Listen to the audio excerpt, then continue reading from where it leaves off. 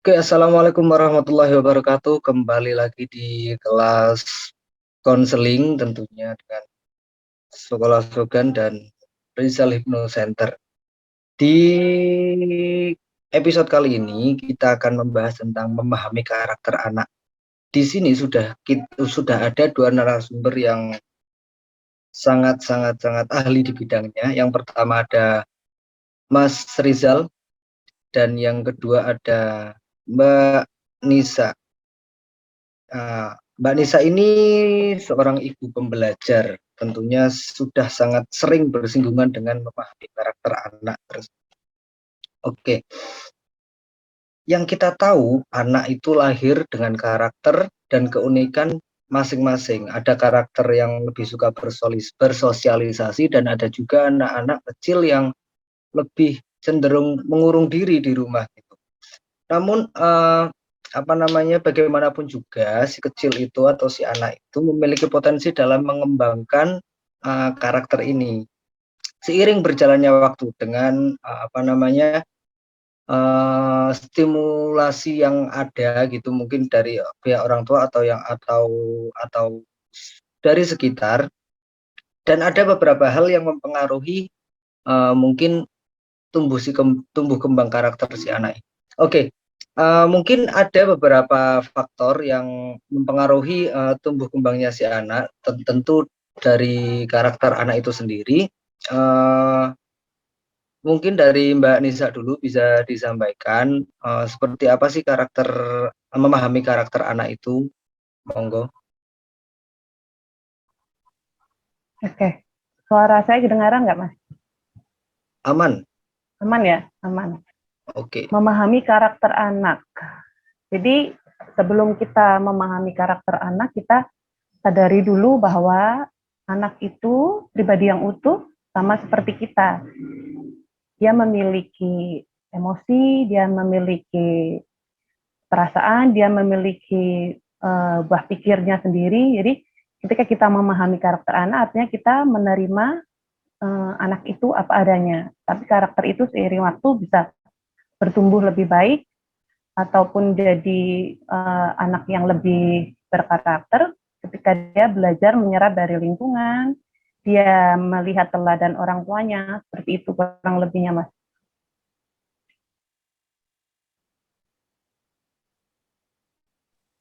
Oke, itu saja yang mau disampaikan Mbak Nisa. Ya, itu dulu. Nah, oke, siap. Nah, kalau dari Mas Rizal sendiri untuk memahami karakter anak ini, ada nggak sih Mas hal-hal yang perlu diperhatikan, yang sangat perlu diperhatikan dari orang tua ini? Itu apa saja, monggo. Iya, terima kasih waktunya. Begini, sebenarnya karakter anak itu terbikin dari kita sendiri, dari kita dan lingkungan. Ketika rumah tangga baru, dia sudah memiliki rumah sendiri, asik tuh, tidak tercampur baur pendidikan karakter si anak oleh orang lain. Tapi ketika masih tercampur dengan orang lain di rumah itu, nanti karakter anak pun akan tidak sesuai dengan apa yang kita harapkan, kita programkan seperti itu. Karena dasarnya apapun itu, apa yang dilihat terus menerus itu akan terekam dalam alam bawah sadar, dan apa yang terekam dalam alam bawah sadar itu akan ingin dilakukan. Pada dasarnya semuanya seperti itu. Oke, terima kasih.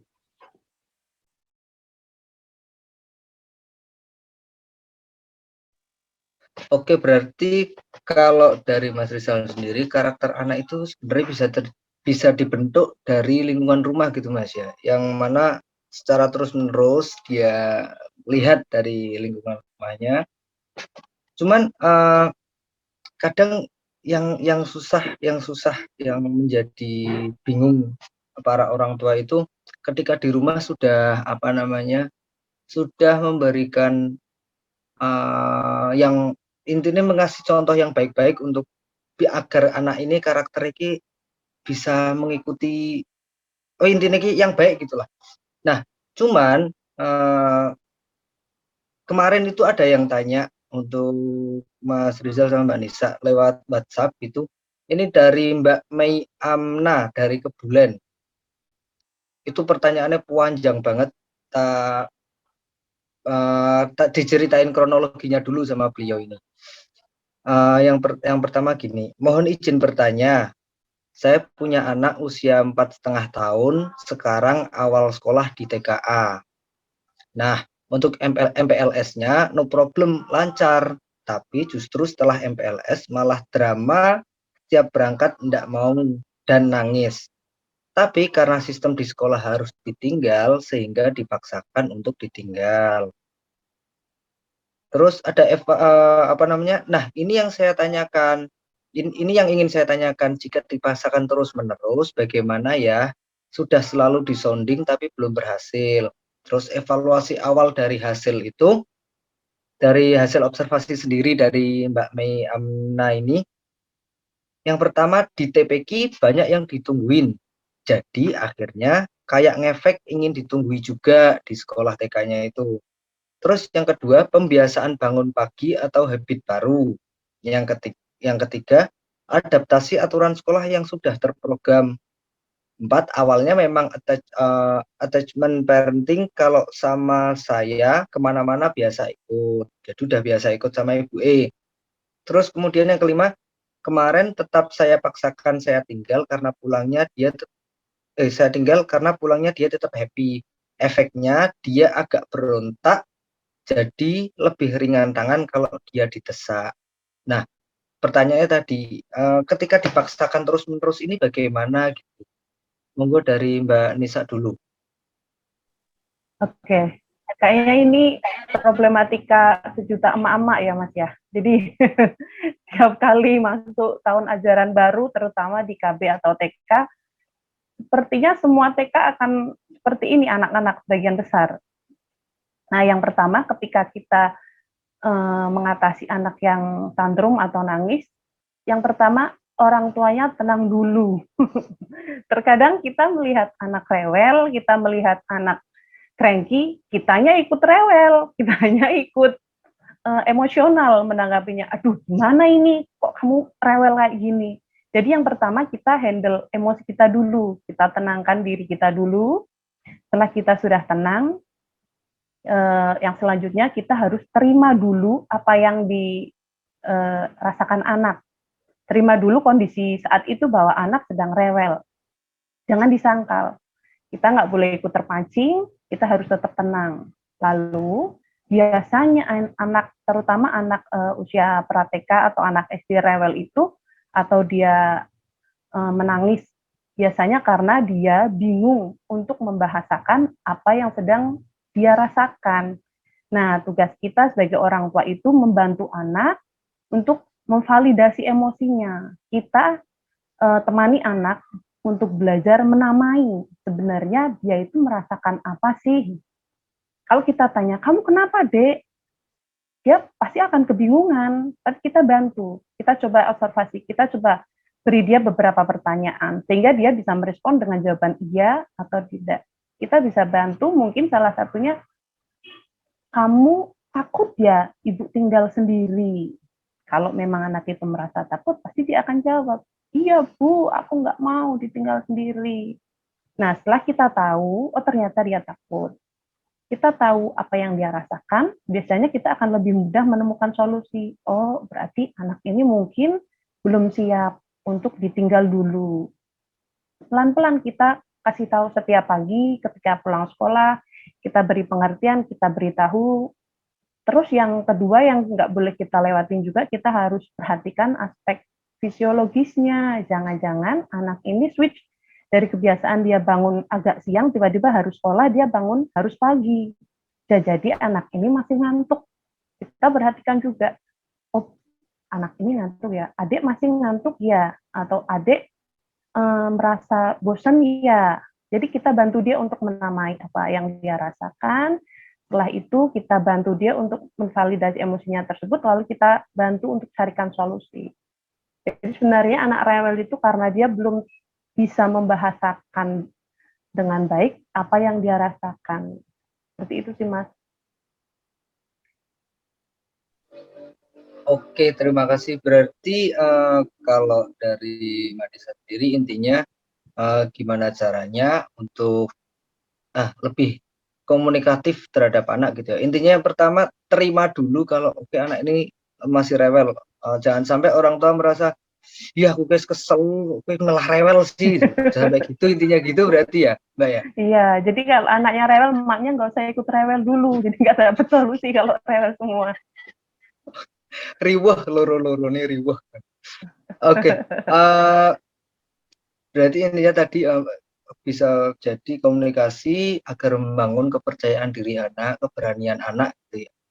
Nah, kalau dari Mas Rizal sendiri mau nambahin atau monggo ada disampaikan. Oke, bahasanya asik ya, karena ini masalah sejuta umat mungkin. Gini, benar apa yang dikatakan tadi, bahwa kenapa bisa seperti itu, karena anak kecil belum bisa membahasakan dengan bahasa yang sebenarnya. Saya itu maunya ini, Mah, saya maunya ini, Pak, dan lain sebagainya. Tapi dia tidak bisa, makanya harus verifikasi dan bahasakan. Kita kan orang tuanya harusnya lebih tahu seperti itu. Dan harus minimal kayak gini, kita harus peka lah terhadap anak kita seperti itu. Mas Lana sendiri mungkin ketika ada papanya ngomong, kok murung sih ngopo duit kuntek Pak, sadurunge ngomong duit kuntek wis ngomong ngopo kan wis seneng lah. Ketika itu ya wis kita kayak duit, tapi sadurunge cuci mobil sih ya urun mesti mau kayak gitu, minimal kayak gitu. Kenapa dek, di sekolahan kenapa, ada apa, atau kamu takut ya ketika mama tinggal pulang kayak gitu dan sebagainya. Kita konfirmasi dulu apa yang dirasakan. Ketika itu salah ya tanya apa kamu maunya apa dan sebagainya. Dan harus ada pembiasaan. Benar, ketika ada sekolahan yang menerapkan orang tuanya harus pulang dan sebagainya, harus ditinggal, itu bagus karena untuk melatih mental si anak.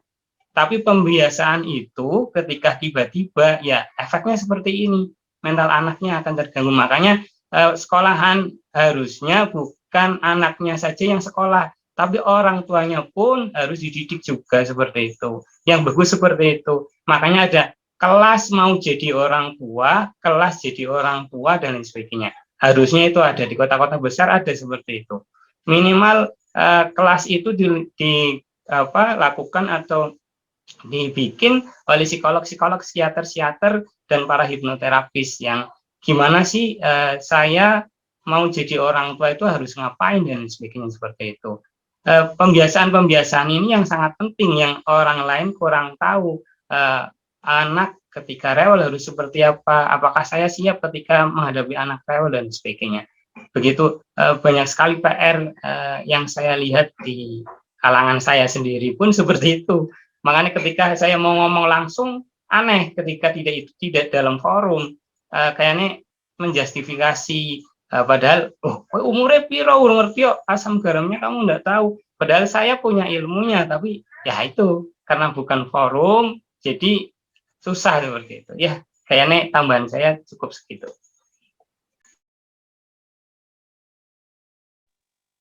Oke, berarti kalau emang kadang banyak orang tua yang sebenarnya bisa dibilang belum siap, apalagi sekarang lagi gencar banyak juga ya nikah muda gitu kan Mas, ketika dua anak kaget gitu, terus emosi dari orang tua itu juga belum siap, menonton anak rewel malah wah disengeni ini bla bla bla dan segala macam. Nah, berarti intinya kualitas karakter anak itu memang terbangun dari berbagai aspek ya, mungkin dari sekolah, dari teman atau dari keluarga. Cuman berarti yang memang paling banyak mempengaruhi itu yang jelas dari keluarga gitu Mas ya. Nah, ketika bingungnya aku juga kadang-kadang bingung kayak gini Mas. Ketika melihat mungkin teman-teman saya yang perempuan-perempuan gitu kan, banyak yang udah menikah juga, yang laki-laki juga nggak kalah banyak juga, udah ada beberapa. Ketika para orang tua baru ini, piye sih caranya sebenarnya parenting sing api, gimana sih caranya untuk memberikan apa namanya, ya Allah Gusti, namanya bantu anak tumbuh kembang gitu, maksudnya bantu anak tumbuh kembang itu harusnya lari kemana Mas gitu. Kadang kalau dari orang tua yang sekarang yang muda-muda ini paling dapat ilmu dari orang tuanya dulu, sedangkan eranya itu beda gitu loh. Kadang ada beberapa hal yang tidak bisa diterapkan di apa namanya parenting zaman dulu sama zaman sekarang. Kalau semisal ada yang mau tanya tentang seperti itu, harusnya lari kemana? Untuk Mas Rizal berarti. Oke, sebenarnya BKKBN pun ngomong kayak gini, pikir dulu kalian ketika mau nikah, tapi calon pasangan suami istri seringnya saya nikah itu kebutuhannya sedesak ini loh, aku juga udah ada modal dan sebagainya, padahal modalnya modal apa, modal pikirannya pun belum ada. Mereka hanya punya modal uang untuk nikah, saling suka, orang tua merestui, nikah. Padahal BKKBN enggak seperti itu, ngomong enggak seperti itu. Bahkan BKKBN sedang gencar masalah stunting, karena mengurus anak tidak mudah, bukan cuma psikologisnya juga, bukan cuma itu, tapi juga kesehatannya dia, asupan nutrisinya dia, dan lain sebagainya. BKKBN sedang gencar-gencarnya ini, masalah itu. Kalau masalah karakter anak itu terbagi dari beberapa aspek ya. Dari usia toddler 1-3 tahun itu seperti apa, di situ ada disebut golden age dan sebagainya, terus preschool usia di atas 3 tahun tersebut, di situ itu banyak aspek yang orang tua harusnya tahu dan mengerti atau mempelajari sebelum dia punya anak. Jadi tidak kaget ketika ada seperti ini, ada kejadian rewel, terus nangis yang sangat dan sebagainya, terus ketika semua meminta A, dia nangis, nanti dikasih, besoknya minta A, dia nangis, nggak dikasih, dia nangisnya akan lebih jadi dari yang waktu pertama, karena dia tahu, oh senjata saya nangis, ternyata kemarin berhasil, saya akan lakukan nangis lagi, kayak gitu, dan sebagainya. Itu pembiasaan-pembiasaan itu yang harusnya orang tua sebelum jadi orang tua harus tahu dan pelajari seperti itu. Bahkan ketika anak nangis, harusnya kita kasih nggak sih, itu pun harus dipelajari. Apakah kita cuma mendekati dia, terus tanya dan sebagainya, kita ajak ngobrol, kita verifikasi dia maunya apa, tapi tidak kita kasih ketika itu memang tidak baik untuk dia, seperti itu. Menurut saya, karakter anak ini yang sangat membangun dan membentuk dia jadi karakter itu adalah ibu, seorang ibu, yang notabene dalam agama saya, Islam, Umi Madrasun Ulah, berarti sekolah pertama itu adalah orang tua, yaitu ibu, di mana ibu itu harus pinter untuk bikin si anak nyaman, meniru apa yang dia inginkan, orang tua inginkan, meniru dengan kasih contoh orang tuanya tersebut, si ibu tersebut, seperti itu, dan kasih ajaran-ajaran yang baik, karena dan jangan lupa sifat anak, dasar anak itu, satu, unik, dua, egosentris, dia akan egois otomatis, ketiga, aktif, energik, keempat, rasa ingin tahu yang lebih, kelima itu ada eksploratif, keenam ekspresif, ketujuh fantastif, dia suka berfantasi, kedelapan mudah frustasi, itu mudah frustasi, ingat mudah frustasi, makanya harus seperti apa untuk menghilangkan rasa ini. Terus kesembilan ada kurang pertimbangan, makanya ketika sesuatu dia langsung aja, makanya harus ada bimbingan dari ibunya. Terus 10, daya perhatian yang rendah, makanya ketika dia omongin dia fokusnya cuma sebentar, selanjutnya dia akan main dan lain sebagainya, seperti itu. Ke-11, dia mengarah untuk belajar, dan belajarnya itu dari pengalamannya dia sendiri, makanya kasih pengalaman yang baik-baik, seperti itu. Ke-12, menunjukkan atau melihat, menunjukkan dia keterkaitan terhadap teman. Ketika itu semua 1-12 dia tidak ada masalah, bagus, berarti anak itu sehat secara psikologis. Tapi ketika ada yang mungkin tidak aktif atau rasa ingin tahunya kurang ekspresif, nah itu harus segera konsultasi minimal sama psikiater. Kalau memang sama psikiater tidak terobati, tidak terselesaikan, boleh konsultasi dengan saya hipnoterapis. Nanti saya akan terapis. Saya terapisnya bukan cuma anaknya, tapi dengan orang tuanya. Bahkan saya lebih fokus ke orang tuanya. Berarti di situ ada orang tua yang kurang berhasil, bukan gagal ya, kurang berhasil seperti itu. Terima kasih dari saya. Oke, terima kasih buat Mas Rizal. Itu tadi udah disampaikan, dan kalau semisal ada masalah dengan anak yang seperti apa, konsultasikan kepada orang yang istilahnya berkompeten di bidangnya. Nah, ini buat Mbak Nisa ya. Kadang ada ibu-ibu yang dia habis nonton video ini kurang tepat ini, istilahnya aku kurang tepat didik anakku, sebenarnya nggak gini deh ternyata. Nah, kalau udah ada yang terlanjur, semisal nek anaknya rewel, kayak kasus yang tadi anaknya nggak mau sekolah terus dipaksa atau gimana, itu bener apa enggak? Terus nek semisal anak rewel, harusnya si orang tua ini seperti apa? Kan dari Mbak Nisa sendiri mungkin udah menjadi seorang ibu, jadi paham harus digimanain anaknya gitu. Monggo. Ya, terima kasih. Jadi balik seperti berkorelasi sama pertanyaan pertama tadi ya, Mas. Jadi orang tua itu proses mendewasakan, proses panjang menemani anak untuk tumbuh dewasa, tetapi juga sekaligus kesempatan kita untuk mendewasakan diri kita sendiri. Jadi sederhana ketika aku pingin anakku itu punya habit yang bagus, aku pingin anakku itu punya kebiasaan yang bagus, makan makanan yang sehat, berkata yang sopan, ataupun aku ingin anakku memiliki sopan santun unggu-unggu yang bagus. Nah, balik lagi, pertanyaannya ke orang tua, kamunya sudah seperti itu belum? Jadi kadang orang tua itu over ekspektasi kepada anak, terutama anak yang mungkin di bawah umur ya, anak TK atau anak yang masih usia di bawah 5 tahun, kita berharap anak kita sudah bisa sopan, sudah bisa mengendalikan emosinya, sudah bisa langsung beradaptasi dengan tempat yang baru.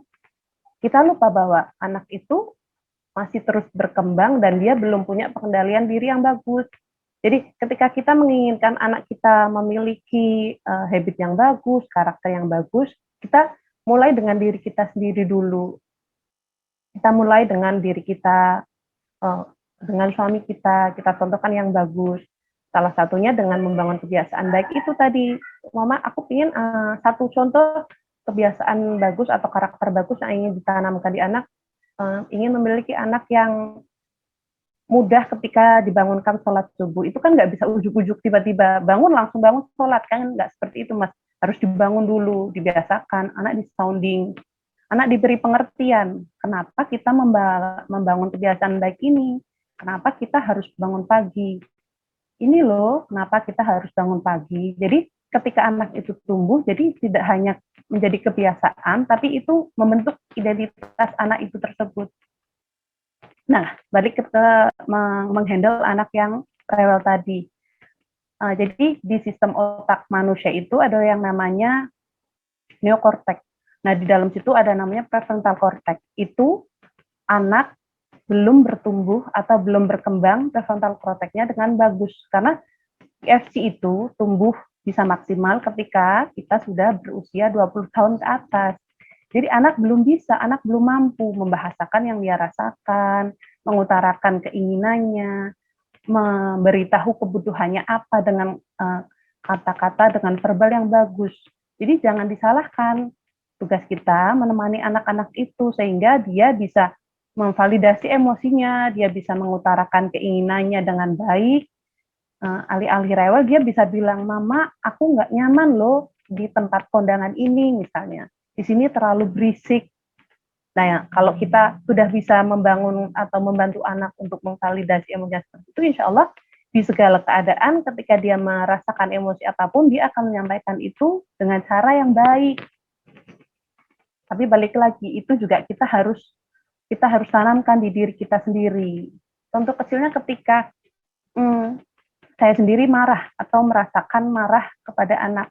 Jadi biasanya saya malah bilang gini, namanya kan Faza, anak pertama. Faza, ibu tuh pingin marah loh sama kamu. Jadi daripada aku teriak-teriak, ibu tuh pingin marah loh sama kamu. Tadi kan ibu sudah bilang, kalau mau mainan dibereskan, tapi kamu tinggal. Jadi anak tahu, oh ibuku marah. Ibu marah karena aku tidak membereskan mainan. Nah, ketika anak sudah bisa memahami emosi kita sudah bisa memahami emosi kita bisa menyampaikan dengan baik, anak akan mencontoh, dan dampaknya anak juga bisa membantu teman-temannya untuk mengutarakan apa yang dia rasakan dengan bahasa yang bagus. Jadi manfaatnya bukan cuma untuk diri kita dan anak kita, tapi kita juga bisa memberi dampak ke lingkungan, ke teman-teman anak-anak kita. Jadi meminimalisir keriuhan-keriuhan itulah, Mas. Seperti itu kurang lebihnya.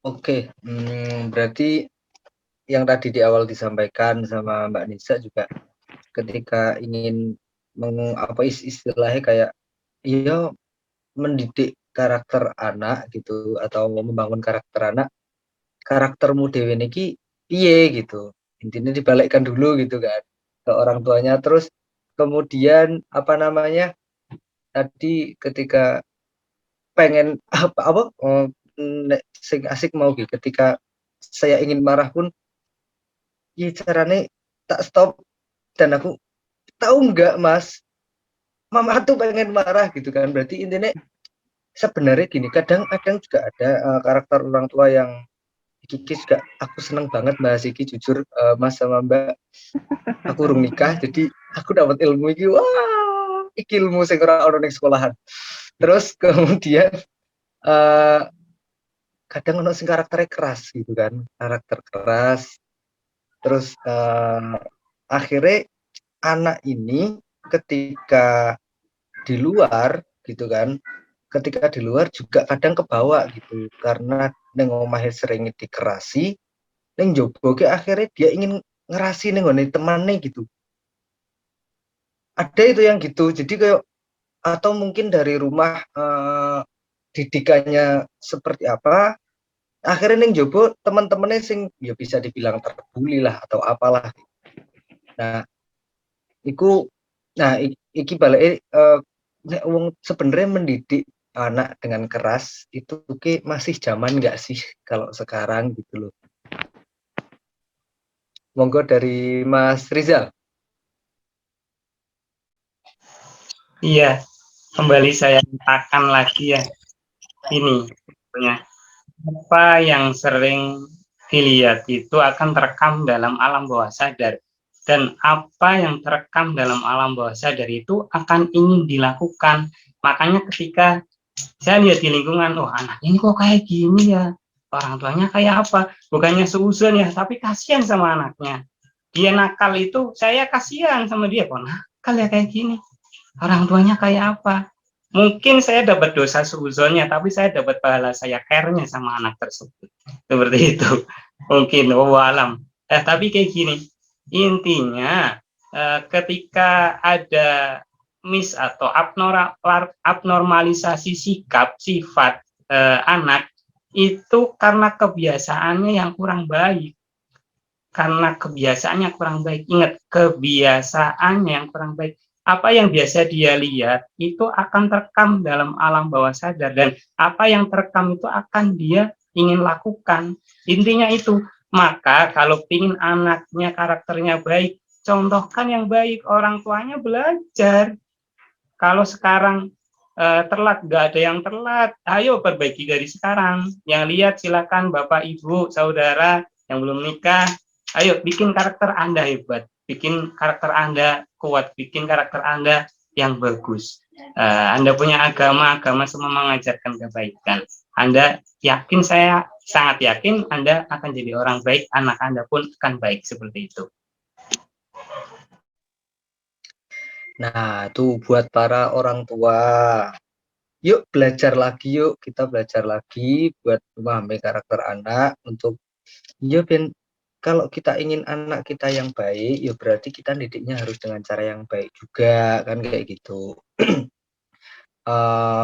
Pengen dua anak sing apik, tapi cara didiknya salah, yo mending nih anaknya tetap jadi apik gitu. Tapi nek ternyata anaknya bisa lebih nggak baik gitu ya mohon maaf gitu kan.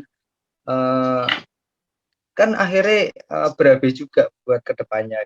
Nah, yang disampaikan sama Mbak Nisa sama Mas Rizal ini banyak banget dan semuanya mungkin sangat bermanfaat dan masalah-masalah itu tadi ada di sekitar kita banyak bahkan seperti yang tadi disampaikan sama Mbak Nisa dan Mas Rizal.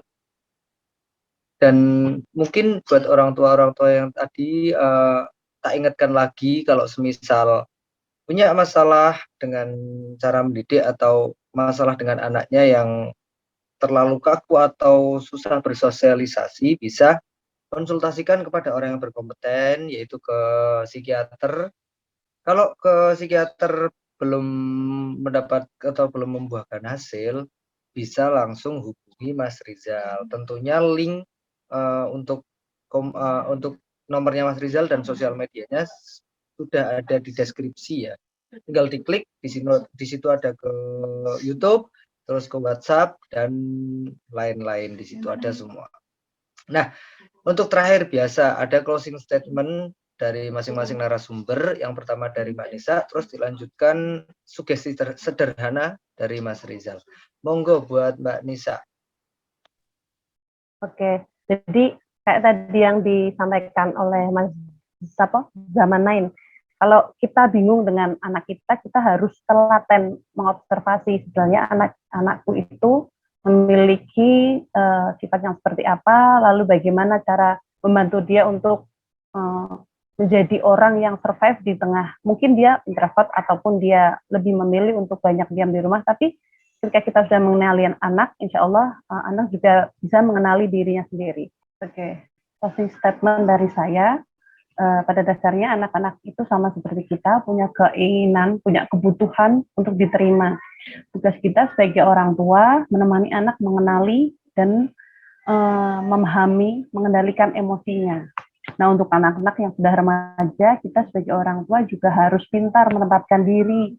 Ingat, kalau anak remaja itu tidak senang untuk diceramahi. Bangun bonding dengan banyak ngobrol, diskusikan banyak hal, dan libatkan anak dalam hal-hal yang ia bisa. Sehingga anak merasa dipercaya oleh orang tuanya bahwa ia mampu.